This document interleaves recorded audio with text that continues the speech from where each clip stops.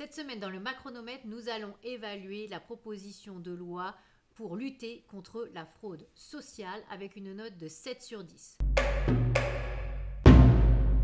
La fraude sociale, elle est maintenant bien évaluée en France, c'est 20 milliards d'euros par an, 10 milliards sur les prestations, 10 milliards sur les cotisations, une fraude gigantesque qu'il faut traquer autant qu'on traque la fraude fiscale. C'est le sens de la proposition de loi. L'idée de traquer la fraude sociale sur les réseaux sociaux en analysant les données en permanence, c'est un très bon point. L'idée aussi de fluidifier l'échange de fichiers entre fichiers sociaux, fichiers fiscaux, ça fait des années qu'on en parle, évidemment, c'est essentiel. L'idée aussi de vérifier en permanence si les personnes qui touchent des pensions de retraite qui habitent à l'étranger sont toujours vivants. Là, il y aurait plus de 100 000 personnes qui seraient largement centenaires et qui continueraient à toucher des pensions de retraite françaises alors qu'ils sont décédés. On ne peut pas continuer à verser des pensions comme ça aux frais des cotisants français.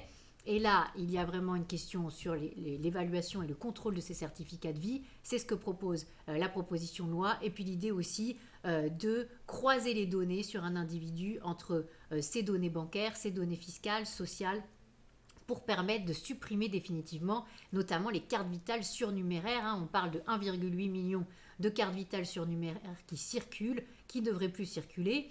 Donc on voit qu'on est en train de tourner autour des sujets essentiels qui seront les sujets de demain, carte vitale biométrique, fusion des aides sociales.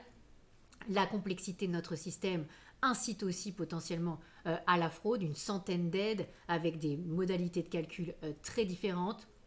Donc ça va dans le bon sens, ça crée finalement du débat autour de ce qu'il faut faire pour demain pour lutter contre cette fraude sociale. C'est pas encore parfait, mais beaucoup de mesures sont très positives dans cette proposition de loi. Espérons que l'Assemblée nationale l'adoptera, d'où la note de 7 sur 10.